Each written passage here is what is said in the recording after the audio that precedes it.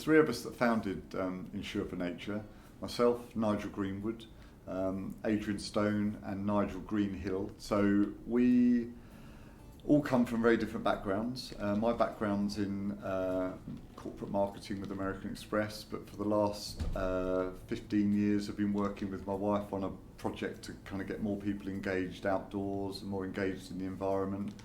Do a lot of work with schools, festivals, national parks, local authorities and so on. Adrian, his background's in insurance, so he's definitely our insurance expert. And then Nigel Greenhill comes from an innovations background. We got together through a co-working space that we'd set up in Sussex back in just before COVID, and really just through conversations, through sort of idle chat, kind of came up with the idea of what we originally called Hillstone Wood on the basis of our three surnames, but ultimately evolved into Insure4Nature. Insure4Nature, we, the three individuals at the moment that kind of realised there was an opportunity to improve nature, restore nature and create new funding streams for nature through the insurance industry. The idea came out of where we live down in Sussex, and the fact that we had an awful lot of flood problems down there, and homes were being flooded. And, it's been seen on the nationwide news, all sorts of places with weather change, rainfall patterns and so on.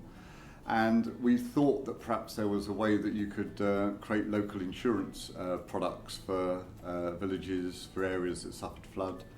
Were soon sort of found out that that wasn't a possibility, but did realise that there was a way that you could think about home insurance and how the money flows in home insurance and redirect some of it so that it flowed into projects that would improve nature, help nature to almost mitigate against flood and other sort of environmental challenges that we're facing.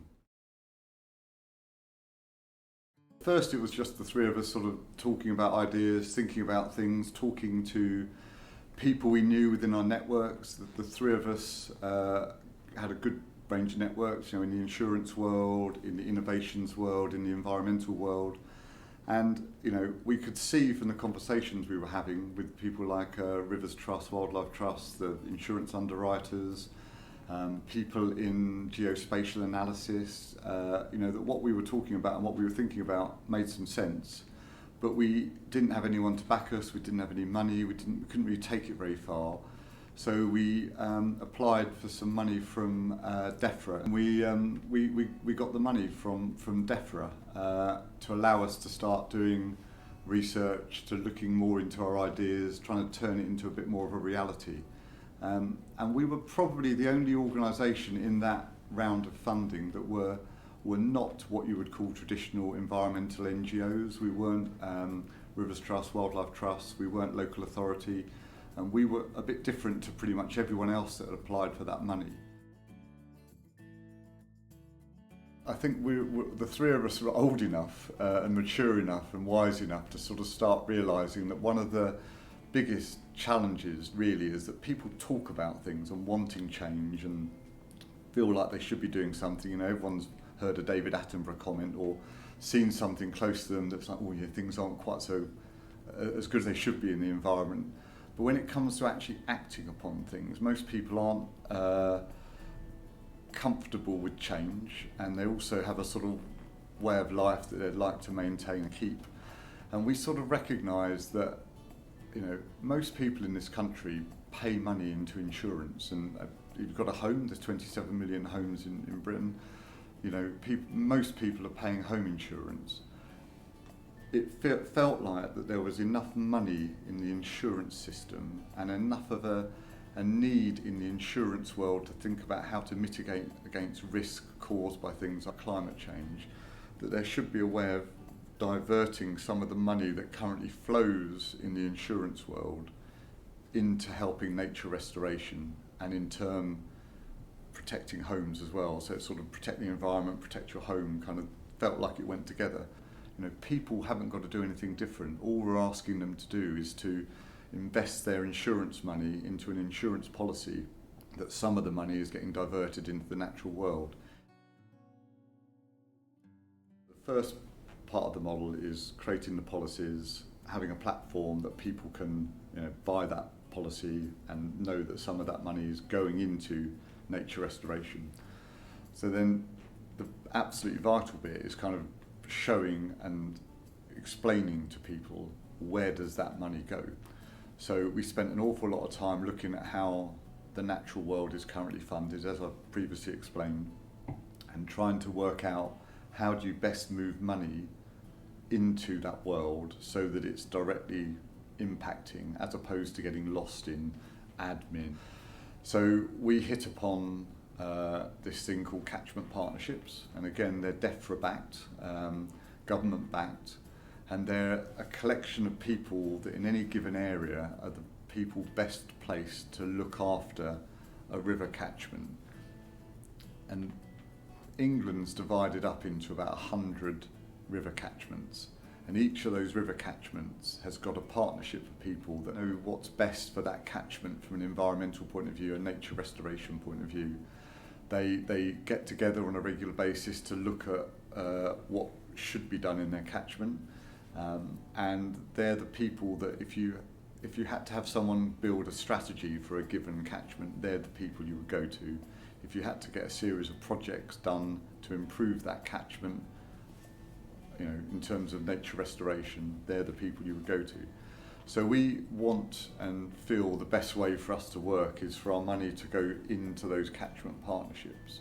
The challenge they've got is they're used to this current world that we live in, where they have to go cap in hand to funders to get short-term money in order for them just to do some small short-term projects, whereas what we're offering them, talking to them about, is ongoing revenues that allow them to think much bigger, much longer term, much more strategically.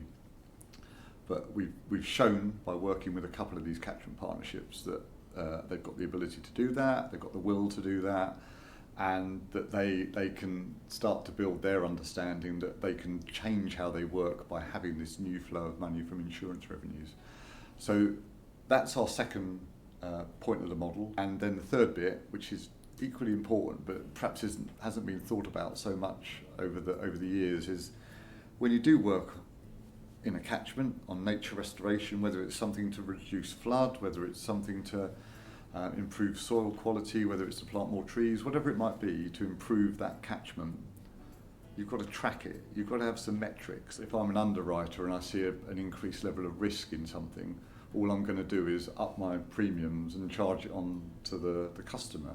Whereas what we want to be able to try and do is use the data to start to show the underwriters that if this work goes on in the natural world to improve the natural world, to improve mitigation against flood, to improve soil depth so trees don't fall down so easily and so on, that maybe they can change their risk models a little bit so they can start seeing that they don't always have to up their premiums completely, and that actually they can tweak things based on hard factual data that currently doesn't exist.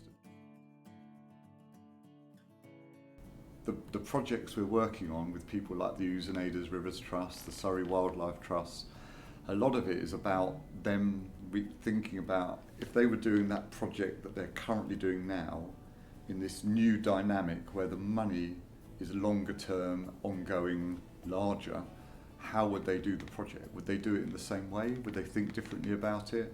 So that's where a lot of our focus is going. We're also spending quite a lot of time with, again, another DEFRA-backed organisation. It's called Projects4Nature.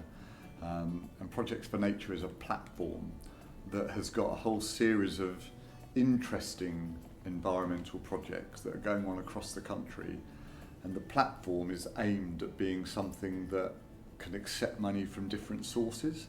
And we would be one of those sources in the same way that a corporate that has an ESG requirement could also put money into there and say, look, as a corporate, we are funding these projects, this is where our ESG money is going into here. A couple of examples that spring to mind straight away there would be, there are some projects focusing on clean bathing beaches on rivers.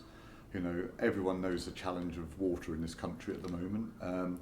So if we can show that there's been the ability to put money into a project that's improved the quality of water to allow people to bathe in a river like the Severn or the Wye, that's a good project, and it's going to be able to tell a good story.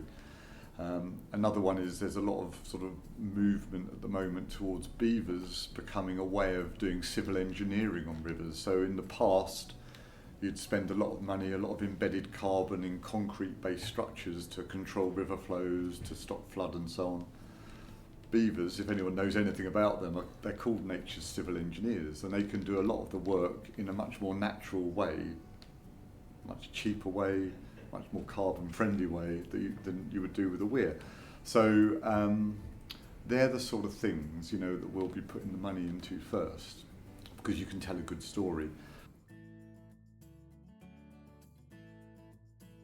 Our ultimate aim is that when you start funding nature restoration, the measurable outcomes of that, as well as people being able to see something different that's benefiting them, underlying that, there are some longer term sort of more subtle benefits that you might not see directly, but you will see over time through tracking of information, and that could be in minute changes in water quality, it could be in mental health, it could be in the number of people that are getting out and being more recreational and outdoors, so indirectly it affects things like obesity, you know, the health system, pressure on the health system, that type of thing. So ecosystem services, you know, covers pretty much most aspects of life really, and we can't expect to do everything for everybody, but our aim is that in any given catchment, with any given catchment partnership and any range of projects that we're funding,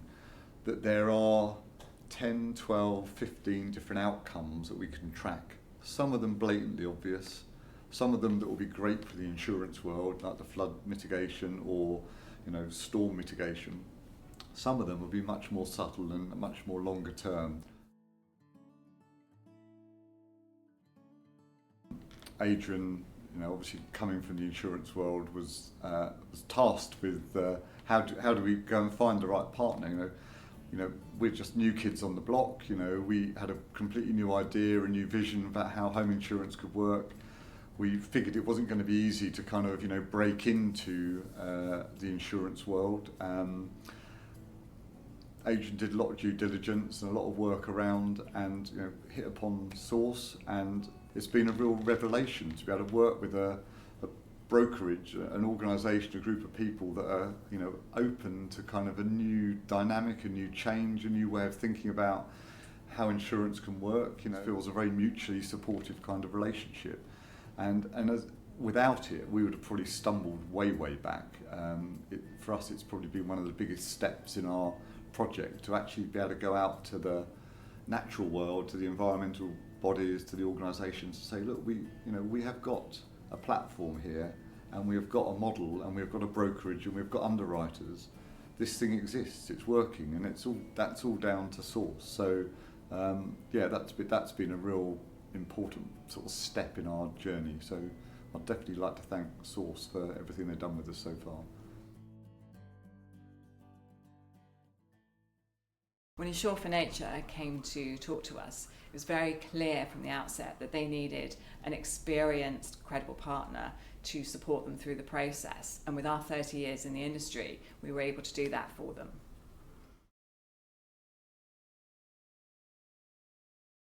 It was also very clear that of all the platforms that we've got available, it was our referral platform that was going to suit them most, and that's because of their distribution model. So our referral model enables a customer to get a quick quote and then through an online seamless journey access our panel of insurers. And what that means for an organisation like Insure4Nature is they can get on with what is important to them, which is their environmental projects, and behind the scenes they can be leveraging our expertise to support them. In 2025, it's really important for Source to work with partners who take a fresh approach to sustainability, and as an industry to really start to think about how we address some of the challenges at the root cause